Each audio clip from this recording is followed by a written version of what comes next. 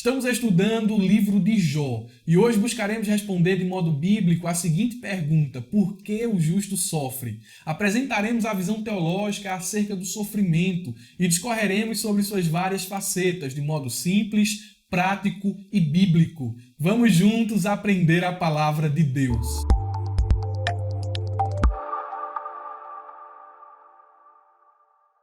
Meus irmãos, quero cumprimentá-los com a paz do Senhor. Estamos iniciando mais uma pré-aula da Escola Bíblica Dominical. Quero informá-los que o subsídio que estou utilizando está disponível aí na descrição do vídeo. Tem um linkzinho azul aí embaixo. Cliquem e façam um download desse material. É de graça, não custa nada, um presente nosso para vocês. Os irmãos nos ajudam inscrevendo-se em nosso canal, ativando o sininho para receber as notificações e deixando seu like. Compartilhem boas coisas, compartilhem boas novas e... isso mesmo, abram a jaula. A lição de hoje é a lição de número 4 e ela será ministrada no dia 25 de outubro de 2020. E o assunto é o drama de Jó.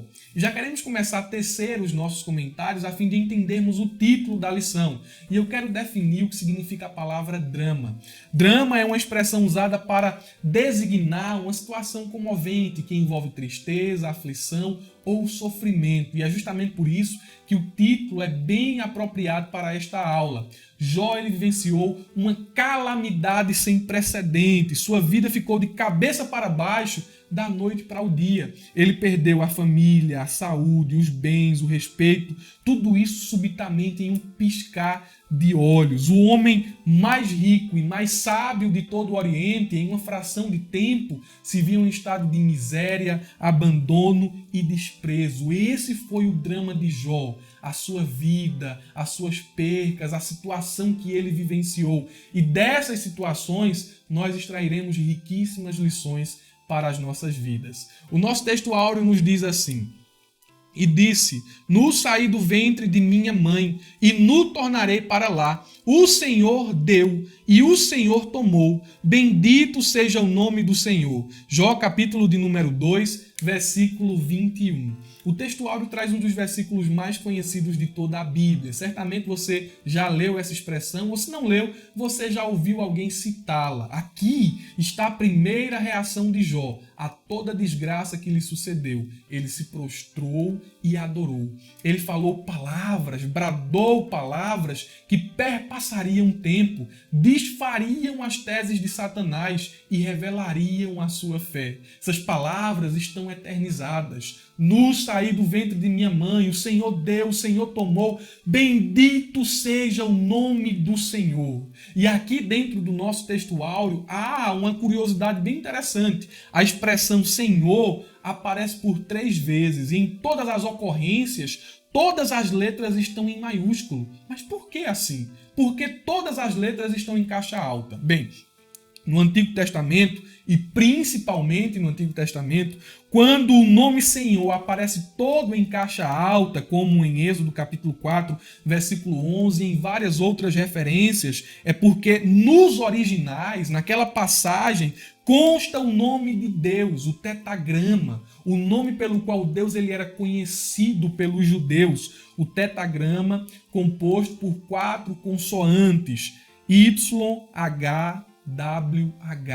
E essa expressão significa aquele que é, ou aquele que é eternamente existente, absoluto, imutável, o eu sou o que sou. Então aqui no texto, quando Jó diz assim, o Senhor deu, ele está dizendo aquele que é, o eu sou, ele dá, o eu sou, ele toma. Bendito seja o nome do eu sou. Mas, irmão Murilo, há vários textos também no Antigo Testamento que a expressão Senhor não aparece toda em maiúsculo, apenas a primeira letra do termo aparece em maiúsculo, Senhor. E o que significa ali aquela expressão?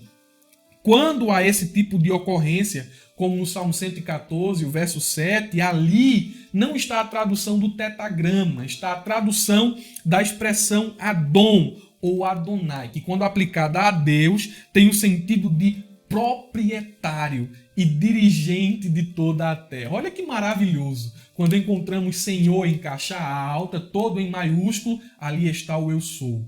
Quando apenas a primeira letra da expressão Senhor aparece em maiúsculo, ali está a tradução da palavra Adonai, o proprietário, o dirigente de toda a terra. A nossa verdade prática nos diz assim: a despeito das grandes provações que se abatem em nossa vida, à luz do exemplo de Jó, devemos permanecer fiel ao Senhor. Aqui, na verdade prática, há um incentivo, um encorajamento à fidelidade, a permanecer firme, a ser perseverante. E eu quero trazer à sua memória um texto que está em Tiago, capítulo 5, versículo 10 e 11, que diz: irmãos, tenham os profetas que falaram em nome do Senhor como exemplo de paciência diante do sofrimento. Olhem para eles, os profetas, eles são modelos, eles são exemplos. Como vocês sabem, nós consideramos felizes aqueles que mostraram perseverança. É feliz quem persevera. Se você desiste no meio da tribulação, no meio da provação, você não encontrará felicidade. Mas se você persevera, se você mantém a sua fidelidade, você vai ser reputado como alguém que é feliz. E o texto continua: vocês ouviram falar sobre a paciência de Jó. Será se Jó não perdeu a paciência durante a sua provação? Ele perdeu, ele ficou inquieto. Mas o que significa a palavra paciência aqui nesse versículo? Significa fidelidade sob provação. Apesar do seu drama, das suas percas, da sua aflição, ele permaneceu fiel, ele não pecou. Aí a Bíblia diz: vocês ouviram falar sobre a paciência de Jó e viram o fim que o Senhor lhe proporcionou. O Senhor é cheio de compaixão e misericórdia. Jó foi fiel sob provação e perseverante na tribulação. E aqui eu deixo um encorajamento: seja fiel, permaneça firme. Mas, irmão Murilo, o Senhor não sabe os ventos que estão soprando, o Senhor não sabe as dificuldades que eu estou enfrentando, eu estou pensando em parar, eu estou pensando em desistir. E o encorajamento que cabe aqui na verdade prática é: você será feliz se perseverar. O ponto central diz assim: o sofrimento se abate sobre o justo. E aqui está um dos maiores dilemas da teologia. Por que o justo sofre? E eu quero aqui, de forma genérica, resumida e simples, trazer uma primeira resposta a essa pergunta. E para isso eu vou lhe dar 3 motivos com bases bíblicas. Mas no tópico 2 da lição, fique aí, tenha paciência. No tópico 2 nós vamos discutir a visão teológica acerca do sofrimento. Mas, trazendo aqui uma primeira resposta a essa pergunta, quero apresentar o primeiro motivo. Os justos sofrem por causa da presença do pecado no mundo. Isso mesmo, o pecado não afeta só o ímpio, mas afeta o justo. Olha o que diz Romanos capítulo 5, versículo 12. Pelo que, como por um homem entrou o pecado no mundo, e pelo pecado a morte, assim também a morte passou a todos os homens. A morte não passou só aos ímpios, a morte passou a todos os homens. E com a entrada do pecado, veio junto dele a morte. Junto à morte vem as enfermidades, o padecimento do corpo. Junto ao pecado vem a violência. E isso é algo que não só o ímpio padece, mas o justo também se torna participante destas aflições. O justo sofre por causa da presença do pecado no mundo. Não está aqui, mas quero trazer como um adendo. O justo também sofre por conta de suas más escolhas. Davi era justo, mas fez más escolhas e sofreu em decorrência das más escolhas que fez. O segundo motivo que está no subsídio é que o justo, ele sofre por causa de Cristo. E isso é um fato. É um fato indiscutível. João capítulo 15, versículo 18, a Bíblia diz assim: se o mundo vos aborrece, sabei que, primeiro do que a vós, aborreceu a mim. Se vós fosseis do mundo, o mundo amaria o que era seu. Mas, porque não sois do mundo, antes eu vos escolhi do mundo, por isso é que o mundo vos aborrece. O justo sofre por causa de Cristo. Olha o que diz Mateus capítulo 5, versículo 11. Bem-aventurado sois vós, quando vos injuriarem e perseguindo e mentindo, disserem todo mal contra vós por minha causa. Olha aqui as expressões: injuriarem, perseguirem, mentirem, disserem todo o mal contra vocês. Por que vão fazer isso? Eu errei, eu falhei. Não, por minha causa, por causa de Cristo. Então o justo padece por causa de Cristo.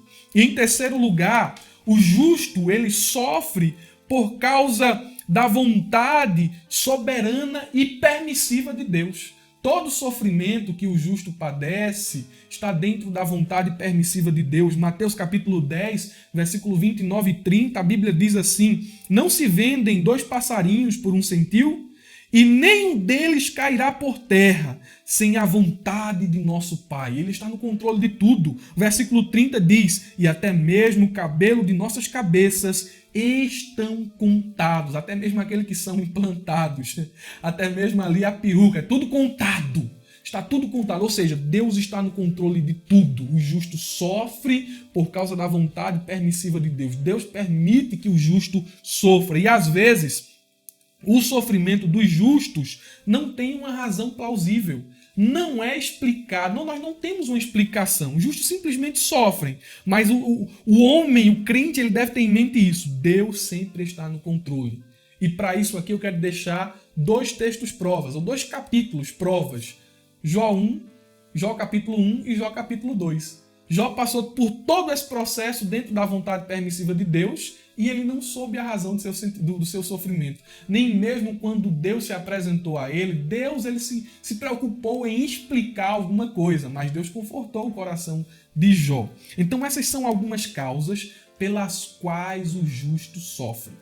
Temos aqui dentro da nossa lição 3 pontos. O primeiro ponto diz assim: tragédia de natureza econômica. Estamos falando sobre o drama de Jó. E aqui vamos ver tragédia sobre tragédia. O segundo ponto diz assim, o segundo ponto da lição diz tragédia de natureza familiar. E o terceiro ponto, tragédia de natureza física e psicológica. Mas eu quero fazer um adendo aqui a esses pontos e trazer para vocês um complemento, um novo horizonte para que vocês tenham um recurso para darem a sua aula no domingo. E aos alunos, que não são professores, lógico, são alunos, terão condições de participar melhor da aula. Então eu fiz o subsídio aqui e dividi ele também em 3 partes. A primeira parte do subsídio trata-se das perdas de Jó. E aqui cabem os 3 pontos da lição: as tragédias de natureza econômica, natureza familiar, natureza física e psicológica. O tópico de número 2 do subsídio vai tratar sobre a visão bíblica e teológica do sofrimento. 5 tipos de sofrimento. E por último, falaremos sobre como lidar com as perdas. Então, iniciando pelo tópico de número 1, vamos falar sobre as perdas de Jó. Jó ele foi da riqueza à miséria de uma forma muito rápida. Jó era o homem mais sábio e rico de todo o Oriente, conforme o capítulo de número 1 e o versículo de número 3. Porém, certo dia, a calamidade, sem avisar, bateu em sua porta. Uma tempestade desabou sobre a sua cabeça. E os sabeus aqui, vamos olhando aqui para as perdas de Jó, a Bíblia vai dizer que os sabeus, eles vieram de repente e roubaram os bois e as jumentas de Jó, e ainda mataram muitos dos seus servos. Jó, capítulo de número 1, versículo 13 ao versículo de número 15. Jó perdeu os bois, as jumentas e muitos servos. Em segundo lugar, dentro da narrativa bíblica, vemos que um fogo caiu do céu. E esse fogo aqui é uma expressão para relâmpagos. Relâmpagos caíram do céu e carbonizaram as ovelhas. E também muitos empregados de Jó, conforme está escrito no versículo 16 do capítulo 1. E foi calamidade atrás de calamidade, tragédia atrás de tragédia. A Bíblia vai dizer que os caldeus furtaram os camelos e deixaram rastro de sangue por onde passaram, matando muitos dos servos de Jó. E tudo isso assim, muito rápido, com uma certa celeridade, acontecendo quase que simultaneamente. Olhando aqui ainda outro evento, um vento soprou e derrubou a casa onde os filhos de Jó estavam reunidos, e todos morreram, não só os filhos, mas também os servos que estavam ali presentes servindo, conforme Jó capítulo 1, versículo 18 e 19. E por último aqui, o próprio Satanás. Ele foi e feriu Jó de uma chaga maligna desde a planta do pé até o alto da cabeça. Que situação terrível! Olha, irmãos, perceba os elementos usados pelo diabo. Ele usou os sabeus e os caldeus, usou fogo e usou vento, e não satisfeito com o resultado obtido dessas primeiras investidas, ele mesmo foi. Ele não comissionou ninguém, ele não chamou nação estrangeira, não usou um elemento da natureza, ele foi. Ele tocou em Jó, na sua carne, nos seus ossos, com o intuito de deixar Jó ali em um estado realmente de miséria. E quando olhamos para esses acontecimentos, nós conseguimos perceber a forma covarde como o diabo agiu. E aqui nós conseguimos encontrar as suas estratégias. O diabo foi estrategista nisso aqui. Olha o que diz o versículo de número 12, Jó capítulo 1, versículo de número 12. Tenha paciência, nós vamos aqui analisar isso aqui bem detalhadozinho. Vamos mastigar, vamos mastigando aqui. O versículo diz assim: E disse o Senhor a Satanás: Eis que tudo quanto tens está na tua mão. Somente contra ele não estendas a tua mão. Tu tem autoridade, vai lá, toca, faz o que tu quer fazer. Aí o versículo 12 termina dizendo assim: Satanás saiu da presença do Senhor. Ele saiu para executar o seu intento. Mas ele não saiu da reunião e já foi fazer ali, executar o plano. Ele teve um tempo ali para planejar. Ele parou para levantar algumas estratagemas. Porque o versículo 13 diz assim: sucedeu um dia. Veja, o versículo 12 termina dizendo: e Satanás saiu da presença do Senhor. Ele não foi imediatamente ferir Jó. Não, ele planejou. O versículo 13 diz: e sucedeu um certo dia em que os filhos e as filhas de Jó comiam e bebiam vinho na casa de seus irmãos primogênitos. Ele está dizendo aqui que um dia normal foi a primeira estratégia do diabo, o elemento da surpresa. Sucedeu um certo dia, quando Jó não esperava, quando Jó não sabia, que Satanás ele veio com esta estratégia, a surpresa. Ele veio atacar Jó, talvez em um momento em que Jó estivesse bem. Porque tem gente que tem essa ideia dizendo assim: o diabo só ataca quando eu estou fraco, o diabo só vem quando eu estou fraco. Não, o diabo ataca também quando estamos fortes. Jesus passou 40 dias no deserto, sem comer e sem beber, jejuando e orando. O corpo, de fato, estava debilitado, mas o espírito estava elevado. E foi justamente nesse tempo em que o diabo veio tentá-lo. Então ele também tenta o crente quando o crente está orando, quando o crente está lendo, quando o crente está buscando. O diabo tenta o homem no seu ponto fraco, mas também o tenta no seu ponto forte. O diabo tenta o homem quando ele está para baixo, mas também o tenta quando o homem acha que está com a espiritualidade elevada. E ele faz isso de forma inesperada. Ele age de surpresa. E aqui é a primeira estratégia de Satanás. Ele usou os sabeus, usou fogo, relâmpago, usou os caldeus, ele usou o vento, ele mesmo tocou em Jó, mas ele fez isso em um dia que Jó não esperava. E sucedeu certo dia. A segunda estratégia do diabo foi o sofrimento acumulado. Veja se ele não utilizou-se de um plano bem elaborado. Olha o que diz o versículo 14, que veio um mensageiro a Jó. Versículo 16, estando este ainda falando, aí veio outro. Versículo 17, estando ainda este falando, aí veio outro. Versículo 18, estando este ainda falando, veio outro.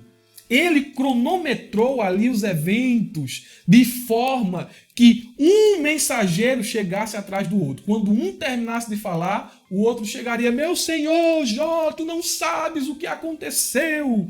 E qual é o motivo de se utilizar dessa estratégia? Esgotamento espiritual, esgotamento mental, esgotamento físico, esgotamento emocional, acúmulo de sofrimento. Foi isso que Satanás utilizou. Ele não deixou uma ferida cicatrizar. Antes que uma ferida criasse a casquinha, antes que Jó respirasse, já chegava outro mensageiro e desabava catástrofes sobre Jó. E o diabo ainda atua assim.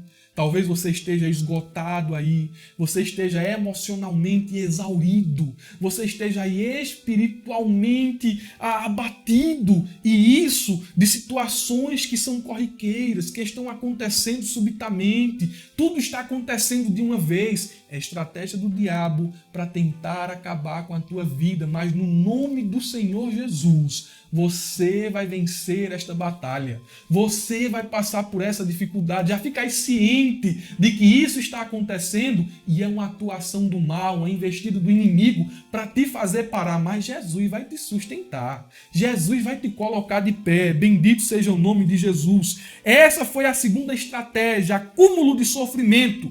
Mas houve aqui uma terceira investida, uma terceira estratégia, um ataque direto à família, o bem mais precioso de Jó.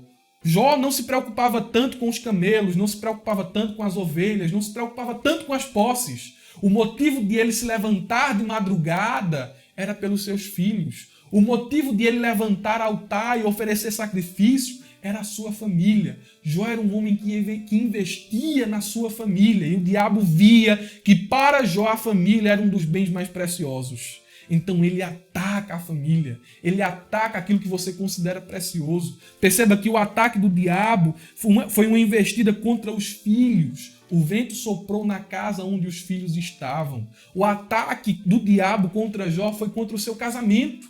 A esposa de Jó não suportou aquela situação.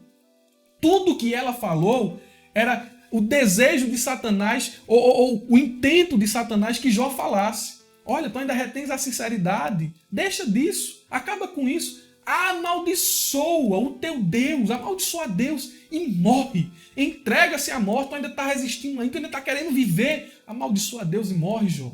Era tudo isso que Satanás queria que Jó fizesse. Mas Jó não fez. Foi um ataque direto à família.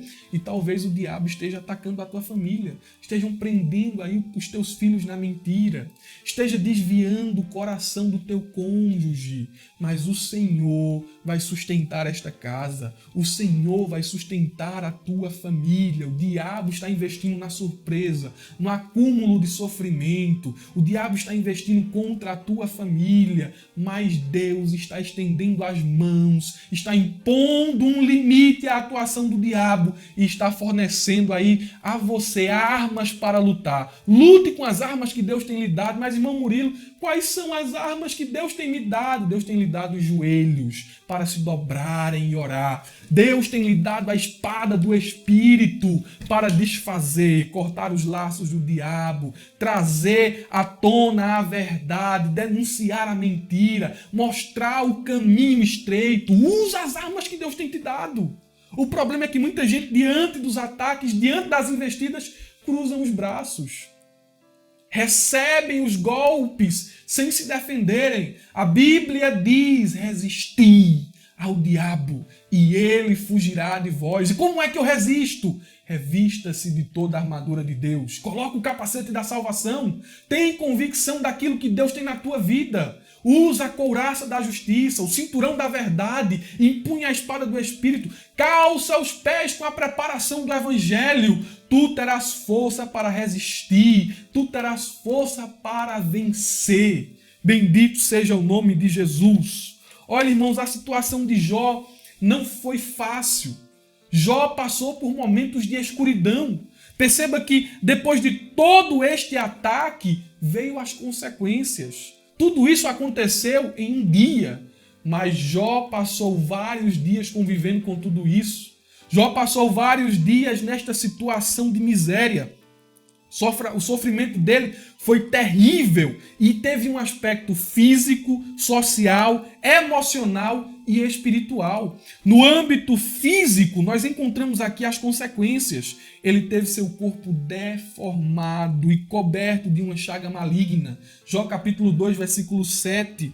Ele teve insônia. Jó capítulo de número 7, versículo 4. Ele perdeu peso, emagreceu, ficou cadavélico. A sua pele colou nos seus ossos. Jó Jó capítulo 16, versículo 8, ele ficou com olhos vermelhos e olheiras profundas, ele teve calafrios, ele teve dor nos ossos. Jó capítulo 30, versículo de número 17.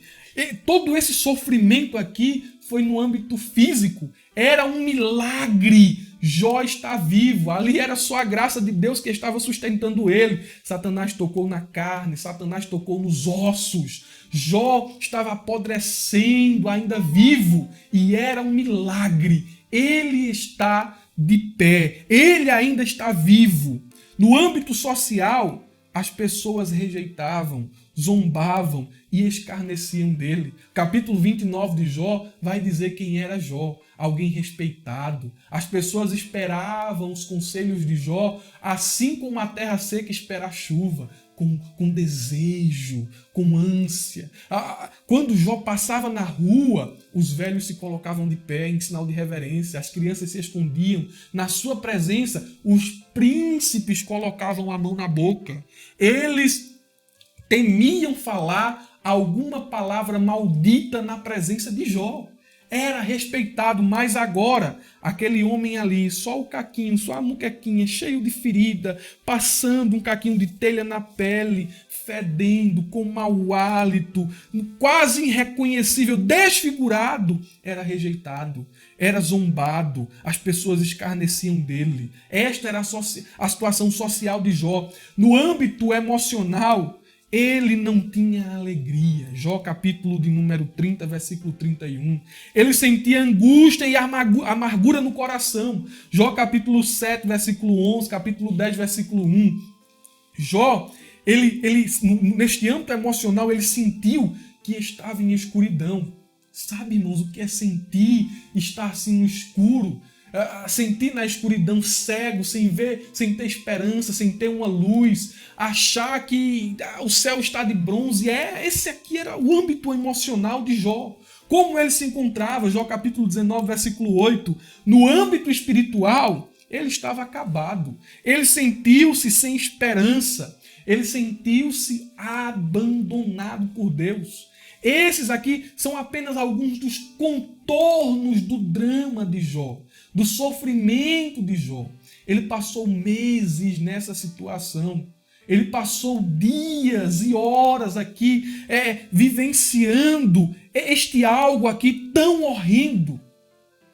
É por isso que a lição diz o drama de Jó. Mas nós vamos falar sobre como lidar com as perdas. Mas antes eu gostaria de lhe mostrar aqui a visão teológica do sofrimento. Por que Jó sofreu assim?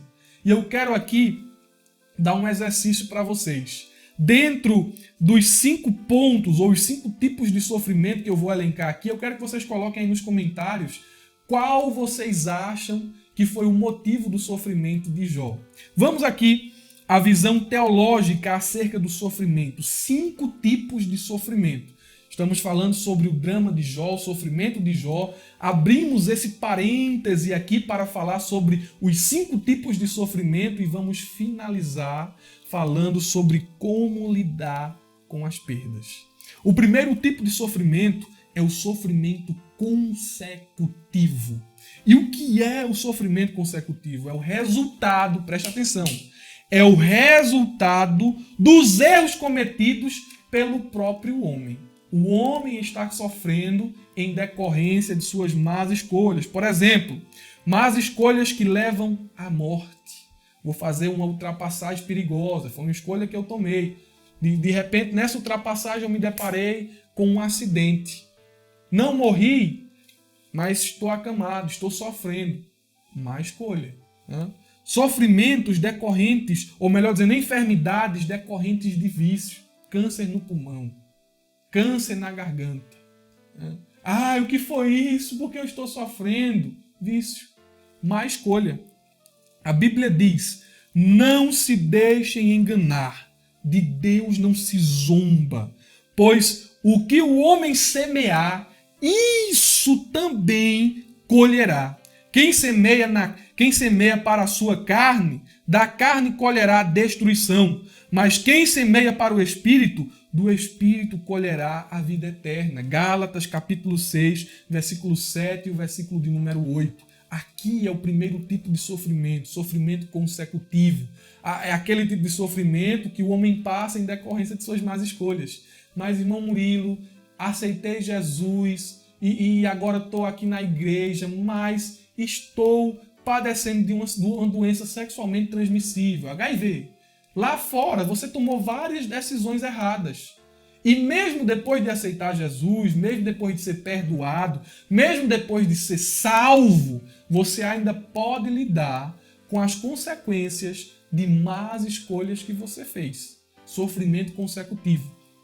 O segundo tipo de sofrimento é o sofrimento corretivo. Esse sofrimento aqui, ele diz respeito à ação de Deus de levar o homem a deixar as suas más obras. Deus está agindo para que o homem não permaneça no erro. É por isso que aqui está sofrimento corretivo. A Bíblia diz em Provérbios capítulo 3, versículo 11, o versículo de número 12, que assim como um pai corrige o filho, assim também o Senhor corrige os seus filhos. Hebreus capítulo de número 12, versículos 5 e 6, a Bíblia diz: o Senhor corrige o que ama e açoita, bate a todo aquele que recebe por filho. Sofrimento corretivo. Quando eu era criança, parecia que tinha cipó de mamileiro em todo canto. Porque quando eu fazia uma coisa errada, mamãe sempre estava com um cipózinho na mão. E era chilapo, chilapo, chilapo, chilapo. Ela batia com o intuito de eu não mais cometer aquele erro. De eu não mais fazer aquela traquinagem. Eu não morri com isso. Estou aqui hoje, né? Cresci e fui criado apanhando. E não me desviei para as coisas erradas, porque em casa eu tinha um exemplo. E quando eu errava, eu era corrigido. Então esse tipo de sofrimento aqui é um sofrimento benigno. Você está sendo corrigido, você está sofrendo, mas está sofrendo com o propósito de que você deixe uma má ação que você está praticando. Segundo tipo de sofrimento. No entanto, há aqui o terceiro tipo de sofrimento. E diferente do corretivo, esse aqui é exclusivamente punitivo. Sofrimento punitivo. Veja que a gente falou de sofrimento consecutivo, sofrimento corretivo e agora estamos falando sobre o sofrimento punitivo. O que é o sofrimento punitivo? Ele é aplicado por Deus ao homem quando este não quer deixar a sua impiedade e perversidade. Deus realmente ali está punindo, ele está punindo, castigando de fato o pecador, castigando de fato o ímpio. É punitivo. Punitivo. Um exemplo, Faraó. Lá em Êxodo, capítulo 3, versículo 19 ao 20, a Bíblia diz assim: eu sei, porém, que o rei do Egito não vos deixará ir, nem ainda por mão forte, porque eu mesmo estenderei a minha mão e ferirei o Egito com todas as minhas maravilhas que farei no meio dele. Deus está dizendo: eu vou bater, eu vou punir, eu vou ferir. Aí depois ele vai deixar o povo ir. Sofrimento punitivo. Lá em 2 Tessalonicenses, capítulo 1, versículo de número 9, a Bíblia fala sobre a punição dos ímpios que rejeitaram Cristo e rejeitaram o Evangelho. Em quarto lugar, temos o sofrimento instrutivo. Irmãos, vocês estão entendendo? Só para mim saber se vocês estão entendendo. Coloque aí amém. Olha, irmão Murilo, eu entendi isso aqui. Se vocês não estão entendendo, coloque aí uma dúvida, sua dúvida, e eu vou responder. Faça isso em nome de Jesus. Nos ajude aqui a melhorar a nossa aula. Me ajude aqui a dar aula. Vamos interagir. O quarto tipo de sofrimento, sofrimento instrutivo. Ele é assim chamado porque não acontece, preste atenção aqui, não acontece como resultado de erros humanos, não é diferente do corretivo, e ele também não acontece em decorrência da ira de Deus, não é punitivo, mas ele é assim chamado porque ele tem o objetivo de ensinar verdades ou a verdade sobre quem nós somos e sobre quem Deus é. É um sofrimento que visa a instrução.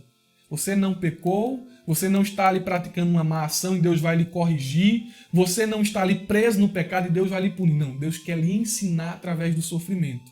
Foi isso que aconteceu com Abraão em Gênesis capítulo 22, versículo 1 ao versículo de número 12. Olha, eu quero Isaac, sacrifica Isaac. Aonde, Deus? Eu vou te mostrar o lugar. E Abraão caminhou por 3 dias ali, sofrimento terrível. Quando ele chegou no monte, eu disse, é aqui, sobe. Ele subiu.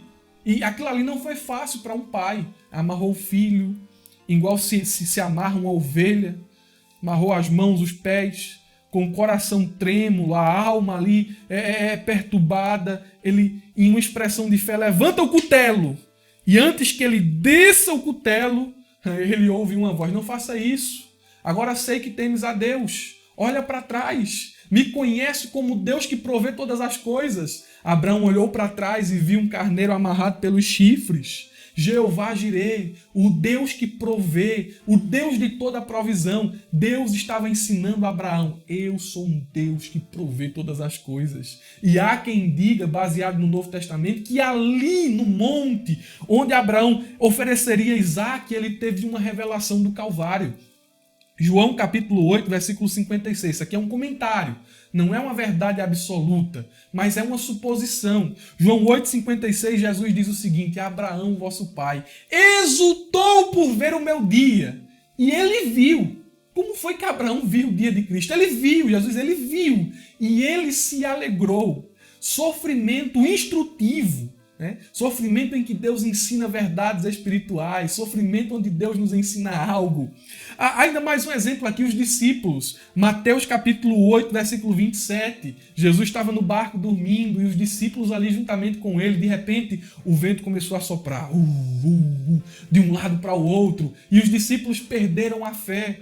Disseram a Jesus, mestre, não te importa que perecemos? Jesus se levantou, repreendeu o vento, repreendeu o mar, acalmou os discípulos, mas disse a eles, homens de pequena fé, vocês deveriam fazer isso. Jesus, com aquela tribulação, com aquele sofrimento, estava ensinando aos discípulos que a eles faltavam fé. Mas não só isso, estava ensinando quem ele era, porque os discípulos atônitos disseram, que homem é este? Que até o mar e o vento lhe obedecem. Glória a Deus, sofrimento instrutivo. E lembre aí do nosso exercício. Em qual categoria de sofrimento Jó se encaixa? Em qual? Já falamos aqui sobre 4. Sofrimento consecutivo, corretivo, punitivo e instrutivo. Isso nos leva ao 5º tipo de sofrimento dentro da visão teológica bíblica. E esse sofrimento é o sofrimento redentivo. Esse tipo de sofrimento tem como objetivo beneficiar alguém. Segundo aos Coríntios, capítulo 12, versículo 15, nós temos um exemplo aqui desse tipo de sofrimento. Paulo está dizendo, eu vou sofrer, eu vou me gastar, eu vou me entregar, vou entregar a minha vida como um sacrifício em prol de vocês, ainda que para isso eu seja menos amado. Eu vou sofrer, o meu sofrimento é um sofrimento redentivo, porque ele promove benefício para a igreja. Quer um exemplo de sofrimento redentivo? Eu vou lhe dar. Eu vou lhe dar. Se sente aí, se prepare. Isaías, capítulo de número 53, glória a Deus. Versículo 3 ao versículo de número 11, a Bíblia diz, ele era desprezado, sofrimento, e o mais indigno entre os homens, homens de dores, experimentado nos trabalhos, e como um de quem os homens escondiam o rosto, era desprezado e não fizemos dele caso algum. Verdadeiramente ele tomou sobre si as nossas enfermidades e as nossas dores levou sobre si, e nós o reputamos por aflito, ferido de Deus e oprimido. Aqui está as expressões mais fortes com relação ao sofrimento: ferido, aflito, oprimido, desprezado. Aí a Bíblia diz, versículo 5, mas ele foi ferido pelas nossas transgressões e moído pelas nossas iniquidades. O castigo que nos traz a paz estava sobre ele, e pelas suas feridas, pelas suas pisaduras, nós fomos sarados.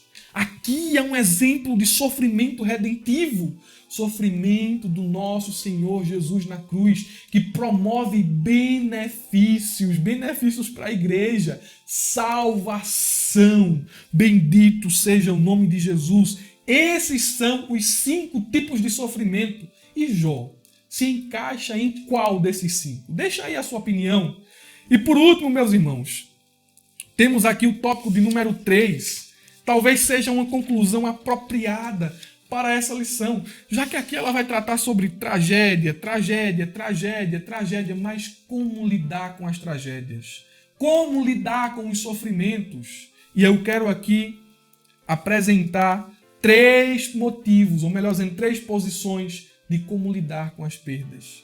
A primeira delas é que, para lidar com as perdas, nós precisamos manter a fé em Deus. Jó manteve sua fé em Deus. Ele não confundiu fé com sentimento, porque os sentimentos dependem das circunstâncias, mas a fé enxerga além das catástrofes. A Bíblia diz em Hebreus 11:1, ora, a fé é a certeza daquilo que esperamos e a prova das coisas que não vemos. A fé nos leva a adorar mesmo quando tudo está dando errado. Jó não se relacionava com Deus baseado em sentimento. Porque se fosse baseado em sentimento, na primeira investida do diabo, no primeiro mensageiro que bateu à sua porta, ele blasfemaria. Ele se relacionava com Deus baseado em fé.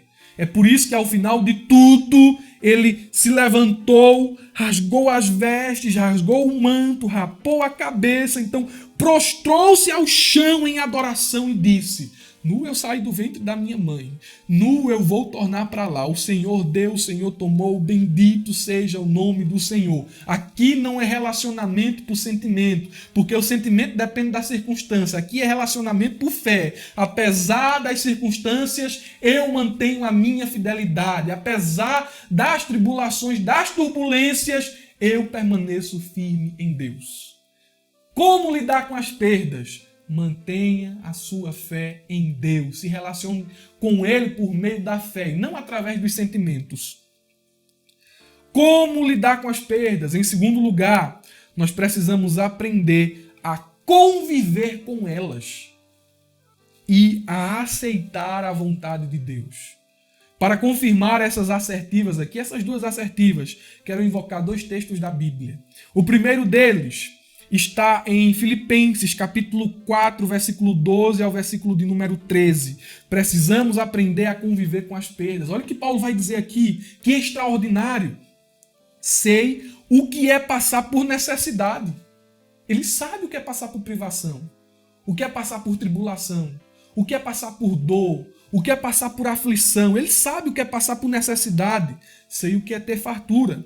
Aprendi o segredo de viver contente em toda situação, mesmo quando estou pregando nas sinagogas, mesmo quando estou anunciando o evangelho nas praças e até mesmo quando estou sendo perseguido, quando estou em naufrágios, quando estou em momentos de dificuldade. Ele diz aqui, seja bem alimentado, seja com fome, tendo muito ou passando necessidade, tudo posso naquele que me fortalece.